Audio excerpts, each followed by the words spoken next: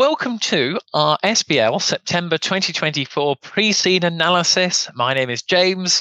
I'm going to take you through, like a bat out of hell, all of the key elements that you need to be aware of to help you to prepare for your examination. We're going to have a bit of time, 5 minutes for a Q&A at the end. Everything underlined here is what are the key elements that you need to be aware of when you're actually going through about the environment, the company, the overall industry. I was up to the delights of nearly midnight last night going through this, so I'm just going to absolutely knowledge dump on you everything. You can watch the recording back. It's going to be super duper helpful. And these are the things that I'd be doing if I was in your position to give you the best possible chance of passing. Now, when it comes to your notes for this, I would break up the notes as per the contents page. There are a heck of a lot of areas. Those are the 5 main titles, and there are lots of little subheadings from there. So whether you're going to do it pen and paper or on Excel, break it into those 5 areas and then separate out your points into those subsections. And that is where it's just going to break down those pre-scene areas so much more easily. That's what I'd be doing if I was in your position. And for each of those areas, I'm going to take you through the key elements in this presentation. Theories that are likely to come up or you could apply in one way or another. We have agency theory, stakeholder theory, and of course, some CSR, corporate social responsibility. Agency theory, we have actual institutional investors and founding investors. We actually have the board of directors involved. So agency theory is a potential area that could come up. Stakeholders, internal and external to the company, again, regularly tested and will be on your exam in one way or another. And from a CSR perspective, there are lots of elements because it's based on a taxi firm about the environment and the CSR factors where we've seen in the past that a sort of social media post or a news article comes out, which brings their corporate social responsibility into question. So again, something just to note down that could come up on the exam day. Now, in terms of the introduction, the key bits are highlighted in green. The company is Beago, and the key thing for your notes, which I think students are going to make a mistake when it comes to the actual exam, is they may actually get Beago and Beeland mixed up in terms of the company name versus the country that it works in. So Beago is like an Uber or an Uber company, I should say, or you've got Grab if you've been to Southeast Asia. Basically, you have an app, you post in where you want to go, a car will come and pick you up and drop you off at the location. Now, Beago is the company, Beeland is the country, and the country has a population of 200 million.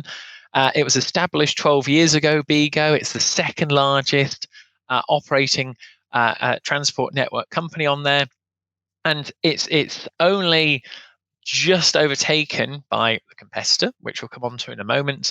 But it's just to show you that it's established, it's mature, it's not a new entry into the market. But there are other factors to consider about how the cars are licensed, the app itself, lots of different factors, but just have it in your mind that it's basically the same as Uber and also Grab if you've been to Southeast Asia on there. So these transportation actual systems on here are on demand on a mobile app, exactly if you've used it before on there. And this is where they provide a range of services that you need to be aware of. So the classic one of simply just you getting in a cab and going. They also do rentals, which we'll come on to. We'll break down all of the different revenue streams. But the key thing on here, your notes, they do not maintain their own fleets of vehicles. They are the driver's own vehicles, and they do not employ the drivers directly. Now, that's really, really important to note down, because if you're not employed by the company, that means you don't benefit from sick pay, holiday pay on there, all these sort of benefits. And there was a major case in the UK where Uber lost to some drivers who were deemed to be employees versus being actually self-employed on there, where they were just sort of doing it freelance. Now, the country B-land itself is well developed. It's actually the perfect location, as 80% of its population live and work in urban areas. So they use the apps, they use the actual system that we have for Beago on there. The government is actually supportive of Beago, and the systems they have in place is really popular because the buses and trains and other facilities that the public can use aren't actually up to scratch. So people go, I'd rather just pay for a taxi because I know it's going to turn up on time. It's not an overcrowded bus or an unreliable train. And therefore, that means it's very convenient, it's reasonably priced on there, and it's an alternative to people owning their own cars. Now, these are factors that could come up in a PESTEL analysis for your notes, such as an economic factor on there. There's the political factor from the governments that they're actually encouraging these companies because it means that they can actually reduce their capital expenditure on other infrastructure in the country because less people will be using cars. Keynote, the main competitor for Beago is Zenbi. So Zenbi is the largest in Beeland in terms of a TNC business. But the key thing here for you to note down is that Zenbi is worldwide. It's the second largest on there and operates in over 50 countries. So you've got to be super clear that Beago, our company, only operates in Beeland, whereas Zenbi, the largest competitor, the biggest, operates in 50 countries and is global. In terms of market share, Beago was actually established 2 years after Zenbi, and they've been gradually taking market share off Zenbi over the years. There are some nice little diagrams in the pre-seen materials that show this. But in terms of how it's set up, and you've got to have this picture in your head as to how the business operates, the local authorities for each city sets its own criteria for allowing operating licenses for these companies and their drivers. So in other words, because it's sort of like a B-land system, I get the impression that Beago actually, because they're just based in B-land, they've worked up all these good relationships with the local authorities and therefore better relationships versus the multinational company of Zenbi, and have therefore developed better partnerships and have started to take market share off Zenbi. Now, in terms of the market share overall in Beeland, Zenbi and Beago actually hold 85% on there. And in terms of the market itself, there are some other competitors that are just sort of, sniggling in on there, but they have to be registered in Teeland. You've got to follow all the necessary regulations. But the key thing why it's attracting competitors into the market is customers registered in Beeland have doubled in the last 8 years. So by the end of 2003, 25% of Beeland's population were active users of the services on there for the TNC businesses. So this is where you've got competition from traditional mini cabs and public transport, buses and trains, as we've talked about. But if the economic factors are good, people will pay for the TNC services that are provided by Beago on there. So again, another sort of economic factor for your actual PESTEL analysis. Or another classically tested area theory for a SWOT analysis is there are threats to new competitors entering the market that could take market share. And this is where, as I touched on before, the Beeland market itself, you can see Zenbi, which was the largest competitor. If you look on the diagram on the left-hand side, 20W0, so that's in the starting point, Zenbi had all of the market share. Then 20W2 was the first year that Beago actually formed. They were formed 2 years afterwards. And if you look at the trajectory, all the way up to 2003, it's slowly and gradually Beago getting bigger and bigger and bigger, and Zenbi's market share is slowly in decline. But the interesting thing is that the other column is actually getting bigger and bigger, so something to be aware of. But for the TNC user growth, again, it's only on a positive trajectory. But if you look at 2003, does it kind of maybe look like it might be flatlining, where we're getting up to 50 million users? But we'll have to see on that. You might get some more information because we might be told that it could link to maybe a saturated market. But be careful with those years that you're referring to with your W's and X's, as that could impact on your analysis. You have to be familiar with the different terms and services that these companies provide. So the first one, as it does what it says on the tin, this is what Zenbi and Beago traditionally and first started offering, which is ride sharing. In other words, if a car is going in one direction and you put in on the app that you're stood en route, it will come pick you up, and it's usually at a discounted price. So this is where you get sort of students who are more happy to use this because it is cheaper on there. Ride hailing is the most popular service on here. So this is the classic. You get your phone out, put where you want to go. A taxi cab will come pick you up. We'll drop you off from there on demand. And this is this is the main revenue source for Zenbi and Beago. Micromobility is the next interesting option, which is all about, if you're from the UK, the sort of Boris bike approach.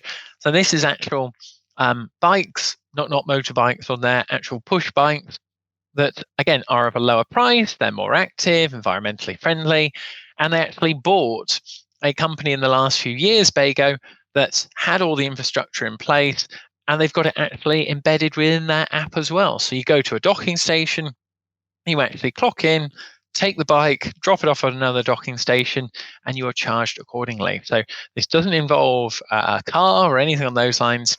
It's actually on a bike, and it helps you to miss heavy traffic on there. But again, another revenue stream. Customer rentals is a very interesting one as to booking rental cars 1 to 14 days. What we're not told on here is how profitable all these income streams actually are for Beago and for the competition on there. So that's another key point for you to note down in case you're given it on the exam day. But from that, the key bit for customer rentals is actually Beago doesn't actually have any revenue from customer rentals. So that's definitely something to get down. You'll see it in the diagrams as we go through in the presentation. But from a SWOT analysis point of view, a major opportunity to grow that revenue stream. Business services is the last one we're told about in terms of the actual TNC services. Beago only has 5% in terms of their total revenue that comes from business services. These are, as you would expect, customers, employees, going to meetings, events on there.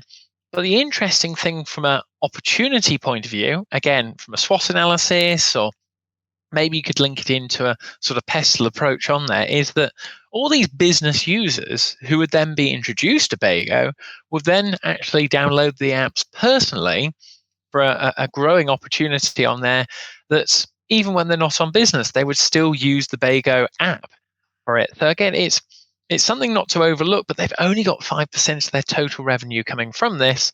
So you've got to question, and this is where for your professional skills marks in your SBL exam, you've got to question, why are they not going into those revenue areas, and are the other competitors targeting these areas that may be profitable? So again, that would get you some professional skepticism marks and commercial acumen, because you're referring to the industry and the logistics of it itself. Now, in terms of the customers and why they actually use the apps on there, so you've got work, exploring city, local business, all the things that you would expect. And you can have a look through these slides and just flick through the bullet points on there.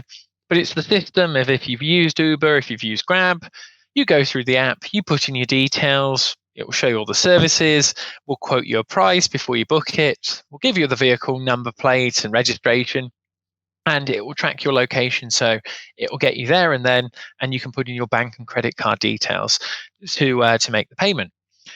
The thing to add from here is, you just think it just sounds too good to be true. I mean, what if the app got hacked? What if they had a data breach? Again, this comes down to maybe your PESTEL analysis or Ansoff matrix from a technology point of view to say, fantastic, if it's working, great. But then we could have for the L of PESTEL, a potential lawsuit, which has happened in the industry before. And as you can imagine, lawsuits are jolly expensive. In terms of the drivers, this is a key point, which again, I think people will make mistakes come the exam day, is that the drivers have their own app and the customers have their own app. So the process to be actually becoming a driver is really key, because in order to maintain customers, you've got to have a sufficient number of drivers. If there aren't enough drivers, customers won't be able to get a lift and they will go to an alternative. And this is where ethics will be on your exam in one way or another. And we're told at the bottom that drivers do not set their own price. The app calculates it for them. But there's some subjectivity, because you can get paid 75% as a driver or maybe 85%. And it gives you the ick as to, are they referring to maybe trade unions on here? What about that from a sort of ethical point of view? Again, they're treated as independent contractors. So if they're not driving, they're not earning, or if they're off sick, they're not getting paid sick pay. So all these sort of things from the driver's perspective, you need to be aware of and differentiating in your mind and saying, is the requirement asking about the actual customers, or is it asking about the drivers on there? I've touched on about Uber and Grab. This is given to you in the actual pre-C notes itself. Granted, there will be some people like me not that long ago. I never had the Uber app. I just caught the bus, or it just didn't really interest me. I always found another way, or maybe just drove myself. But this is the process as to a registered customer going through the app and getting to their destination, as you would expect, going through the app process on there for you to take in, just to refresh your knowledge on it. Now, in terms of the industry challenges now, and from an economic perspective in your PESTEL analysis, if the economic growth is actually slow, or fuel costs go up, or there's a recession, which again could come up on your exam day in the unseen information, that has a negative impact on the TNC operations and reduces the revenues and earnings, because people aren't spending a lot of money because they need to hold on to it because of the economic conditions.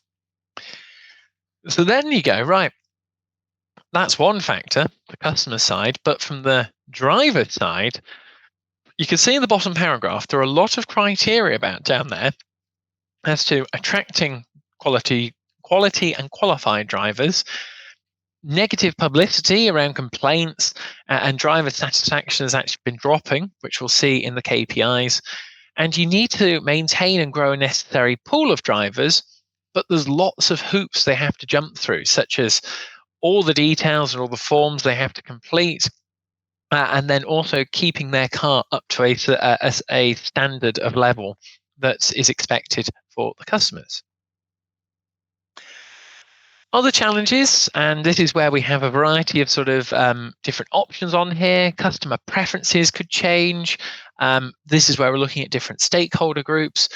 But one of the areas which, again, could fall under sort of ethics on there, or you've got the social factors of dealing with people, from customers to the drivers, is that in the actual TNC industry itself, there have been illegal activities, inappropriate activities on there from both customers and drivers. So it's actually linked into several high-profile lawsuits. So from a PESTEL perspective, that's the L on there for you. And therefore, there's continual challenges to recruit and retain qualified drivers. And you've got to say to yourself, well, how do we keep growing the business? And how have those other competitors kept on growing the business as well? What are they doing differently? How are they looking after the drivers? And so the system works more effectively. From an environmental perspective, the E of PESTEL for the theory, the governments around the world are being put under more and more pressure due to sort of air pollution, rising congestion on there, traffic flow, and creating clear air zones. So another thing that could be imposed on drivers is, just like in London, and I think going to be in a variety of other cities around the world, if you go into a certain section of the city, you actually pay a small fee to actually do so. And this is where fees were being imposed for drivers going into designated zones. But the key question we don't know here, for your sort of skepticism, professional skills marks, is, are the drivers going to be liable for those payments, or is the cost going to be put on to, say, Beago or the customers? It's something to consider on there. And if that was the case, you might actually get the revenue stream of the bicycles going up, because you don't have to pay the actual fee on a bicycle for going into those areas, because it doesn't create any emissions. Latest developments for your notes on here. Super interesting from a perspective of diversifying the revenue streams of the business, profitability on there, demands of customers. And you can see up at the top, food delivery. So this is where classically you had Uber, which just started with taking people. Now you have Uber Eats, which is delivering food on there, or drinks, whatever it may be. And it's the same system through the same app, but another revenue source. And we also have driverless automated cars and electric vehicles. But the automated cars currently have one person sat in the car. The technology, from a T point of view, from the PESTEL analysis and artificial intelligence systems, are not up to scratch at the moment. But again, we could be given on the exam day that these are now fully functional and meet all the requirements of legislation. It's a nice touch from a stakeholder perspective that there are options on the app to actually request a specific electric car, again, having a better impact on the environment, and another point that you could include in your PESTEL analysis. Looking at some of the key performance indicators, the KPIs, we've got the number of customers, number of active drivers, rides completed, revenue, net promoter score, and driver satisfaction. If you have a look at the bottom of the pre-C notes, you actually have diagrams, which we'll come on to later in this recording, that show you the impact on here. Now, the key things for you to note down that I picked up on when I went through this was the net promoter score. If you have a look at the diagram, if you've got the notes in front of you, is in the last year, the industry average, so this is based on customer satisfaction, loyalty ratings, the industry average has actually been going down on there. However, for some reason, Beago has actually gone up, I think 1 point on there, but we're not given any reason why that has happened. So definitely something to note down as positive, especially from a social factor in your PESTEL analysis. And the only other final thing, we weren't given one of the diagrams. So we were told on here, number of active drivers as a KPI, but when we were only given on the graphs, you'll see on there, you've got the number of active customers. So we're given the number of active customers, but we weren't given the graph for the number of active drivers, but we're given it as a KPI. So again, something just to note down, that it could come up on the exam day as another element they could refer to. But one of the diagrams they referred to was that the drivers were less satisfied. Regulation-wise, and again, linking into the legal part of your PESTEL analysis, in some countries, so this is not in Beeland on here, so let's just be clear, okay?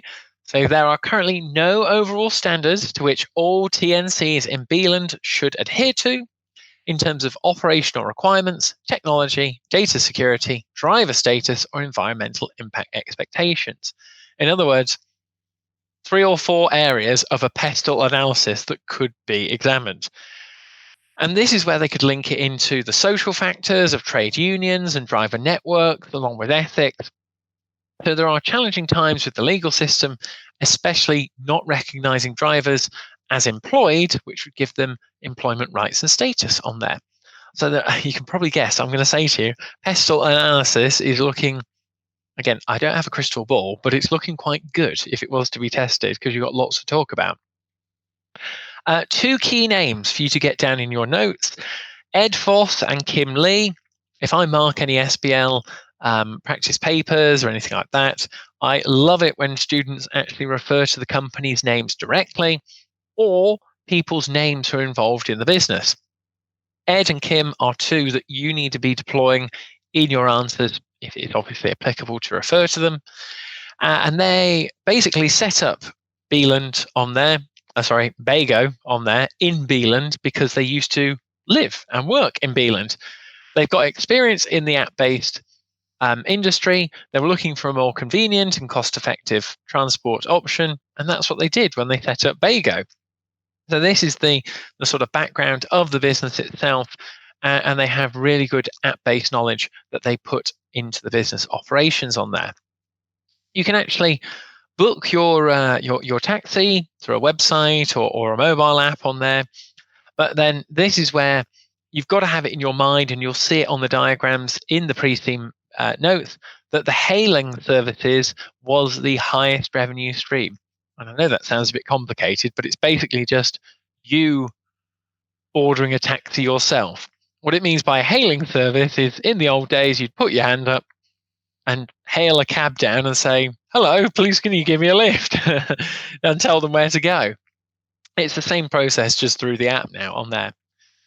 We've got several venture capitalists who actually have 80% control of the company, rapidly growing. And a key fact that I think you could be able to apply in your answers on the exam day, it had over 16 million active customers in 2003, and it's beginning to rise to 19 in 2004. Again, SWOT analysis there, a really good strength that they're one of the first movers into the market. There are going to be high barriers to entry, but there are threats that other competitors, especially globally ones, may look at that and go, there's a real opportunity for them to take advantage in that marketplace. And putting those numbers into perspective, you have the registered and active customers. That is where we're going to be reaching 19 in 2004. So we've just nicely put it on the end of the actual diagram on there. And in terms of the number of cities that Beago operates in, you could also make a note that in 2004 and in the pre-scene notes that they have just hit 250 cities. It could link to saturating the market. We're not told how many total cities there are in Beago altogether and what other potential opportunities to expand there may be. Other revenue streams could be one, but maybe Beago wants to look to take on the international market. Beago is listed, as you can see, happened 5 years ago. If you have a look at the share price increase, there's been a dramatic change since it became listed, and it's grown even quicker. 80% of the shares are held by large institutional investors, 10% by the original founders on there, so that's Kim and Ed, and then the remaining shares are by some small private actual investors. So the large institutional investors have the main majority control, but this is where agency theory could come into it, and the board of directors, which will come to our breakdown in a moment on there. But by being listed, of course, as you know, being a PLC, they've got lots more responsibilities in terms of what they have to adhere to and their disclosures. Revenue by percentage, we talked about ride hailing on there, 72%, nearly 3/4. But the key thing here for Beago is those food delivery services, the car rental services. They actually have no revenue income generating from those. So major opportunity from a SWOT analysis perspective. Ride sharing's been dipping down year on year, and the sort of business services, micromobility, have definitely got the legs to grow as the number of users grows. We've touched on there about ride hailing and ride sharing. Ride sharing is not as popular, but over 70% of the services are generated from ride hailing. It's definitely something you need to be aware of.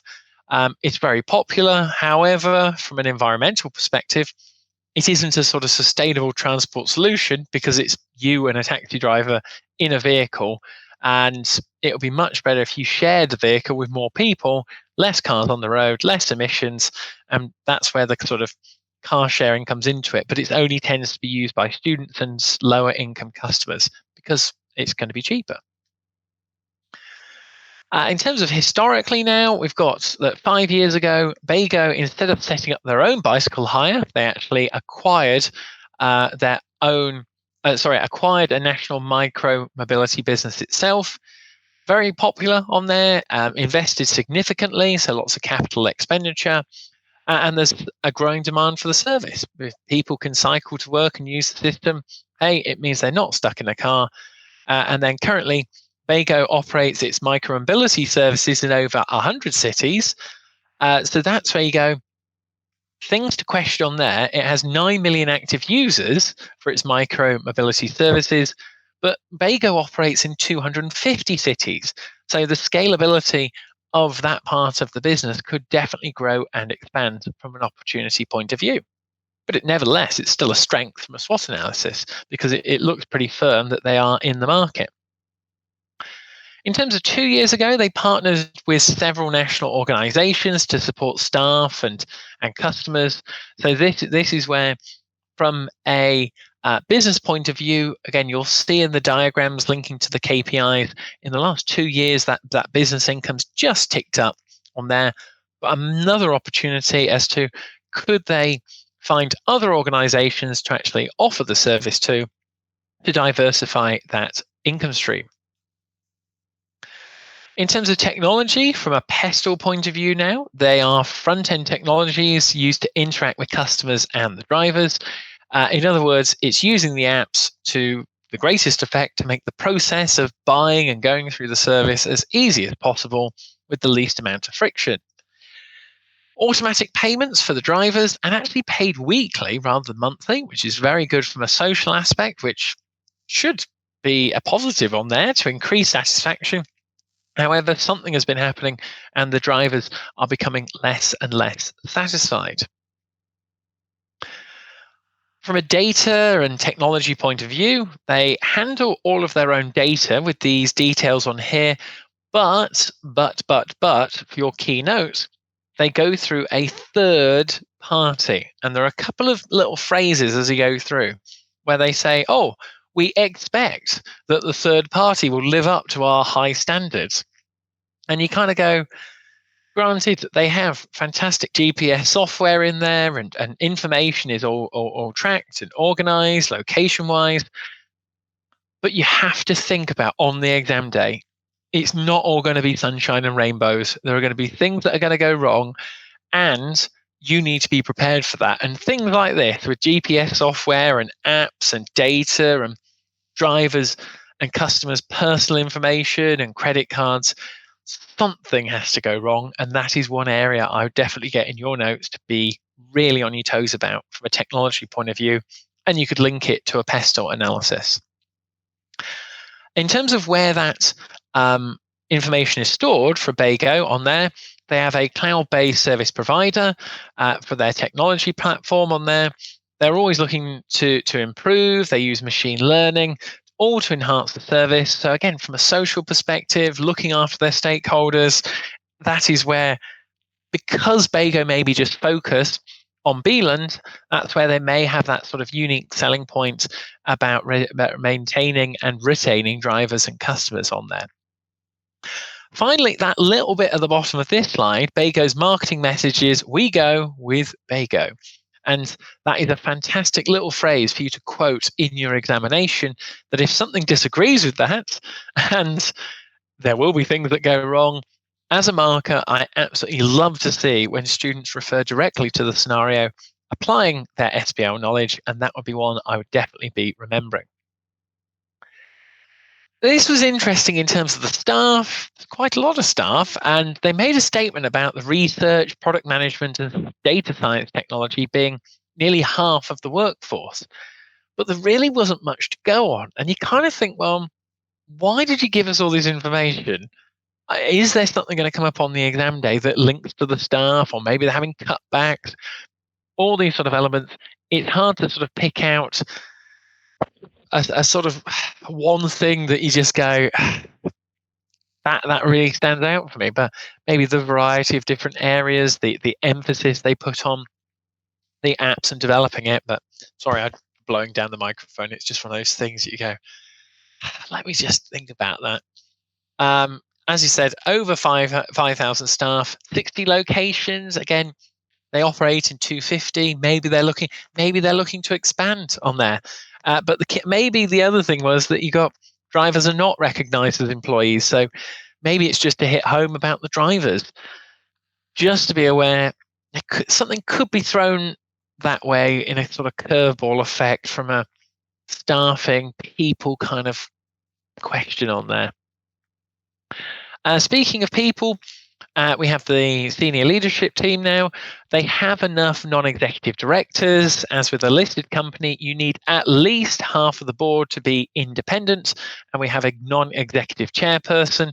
So they're ruled out. So you've got 6 chief officers, and you've got 6 non-executive directors and the non-executive chairperson.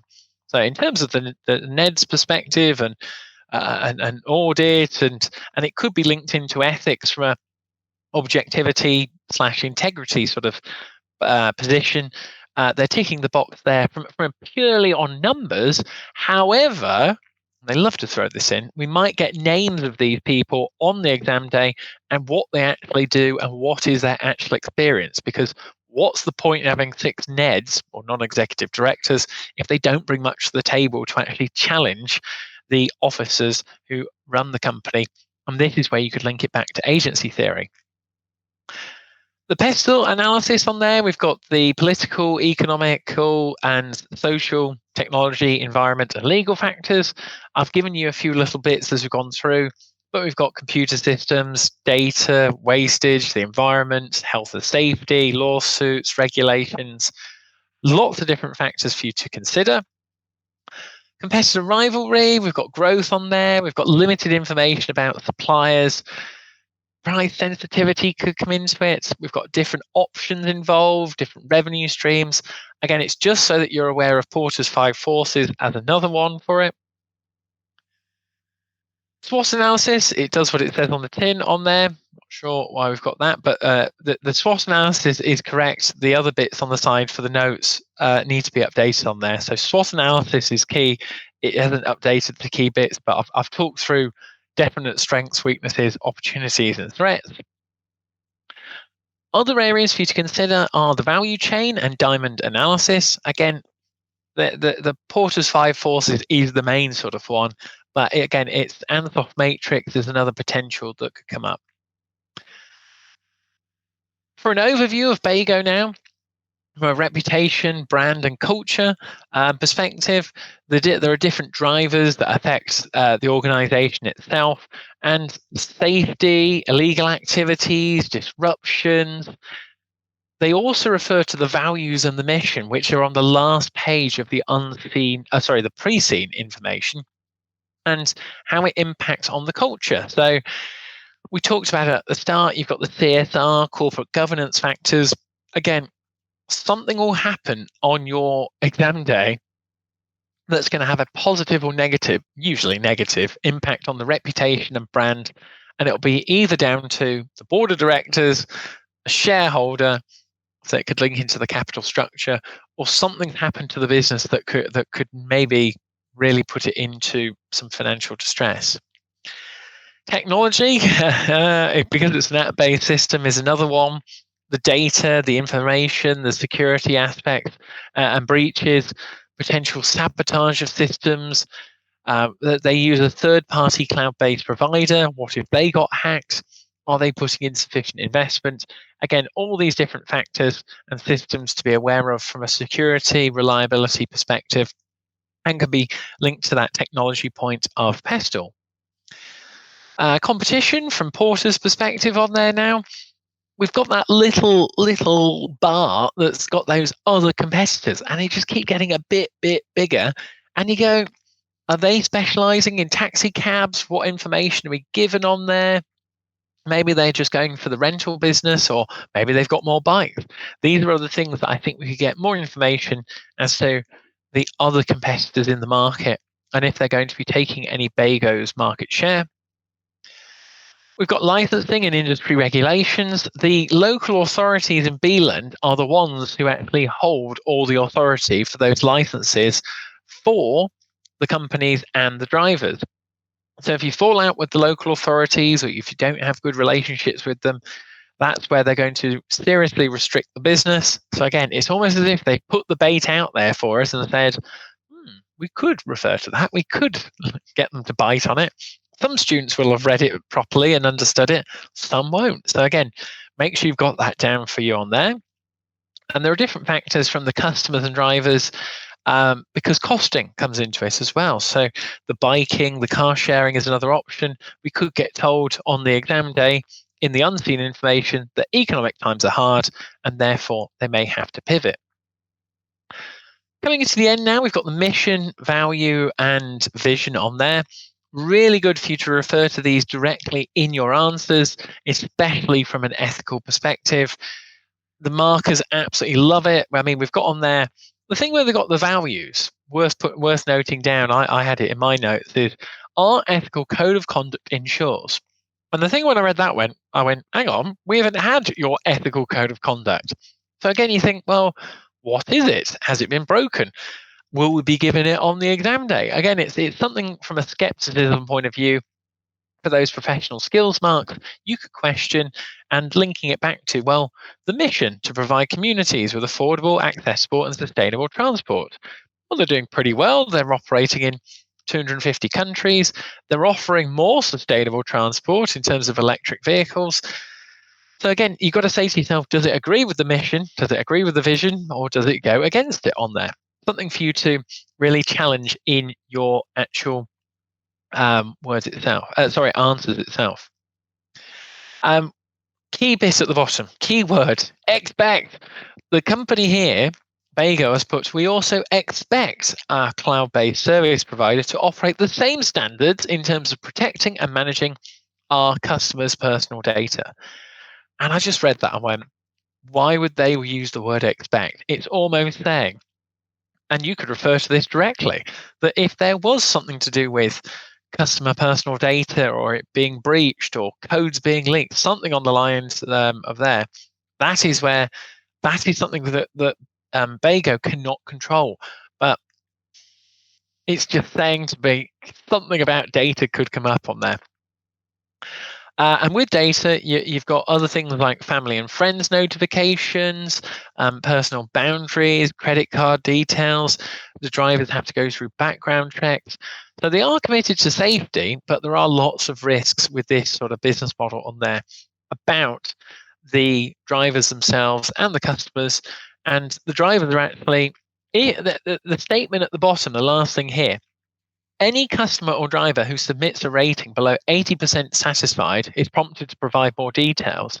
Well, we're told that the drivers are 60% satisfied. So you're going to yourself, well, where are those more details going to? Like, what happened to them on there? And yeah, you just got to sort of read between the lines to say, well, is that going to link into a trade union ethical point that could come up on your exam day? Just something to bear in mind. As I said, I don't have a crystal ball, but these are sort of other factors on there. And we're coming on to now website extracts. Again, they're making statements about the communities, the governments on there. What they say, we encourage customers to select rides and micromobility options. How do they encourage them? The other thing from a SWOT analysis that I picked up on for these in-app features is that you could make a statement about saying, well, what if they actually had a loyalty bonus scheme? Or, if you ride 7 bikes, you get the 8th bike ride for free. And that would get more people out of the cars on there. So incentivizing the customers to be more environmental and sustainable in their options. And even with the electric car or the rental car options, that they go for a hybrid or electric vehicle. So again, this is crying out for the environmental points of your PESTEL analysis. Last but not least, we've got those KPIs we touched about and the actual diagrams on here. Positive news that they may even be touching on being a $1 billion company. Revenue's been increasing year on year. Same with active customers. Rides completed, again, is on the increase, with the ride hailing, just customers booking taxis being the highest one. But look at that little dark bit of blue on the right-hand side for business services. The last 2 years, just creeping up on there. The ride sharing's been going down and down and down year on year, but from an opportunity perspective, those business services is definitely one to maybe note down. I touched on it with the KPIs, the Net Promoter Score. Look on the right, we got Beago in 2002, had a rating of 37, and then in 2003 it went up to 38. The industry average is on the way down, but people are less satisfied. But why did Beago get a bit better on there? Again, just something you could refer to. The examiner will love it if you refer to the preceding information with specific areas that link into the requirement. So anything to do with customer satisfaction, link it back to that, because Beago are doing something right versus the rest of the industry. And the driver satisfaction, it's gone down from 70 down to about 63, call it.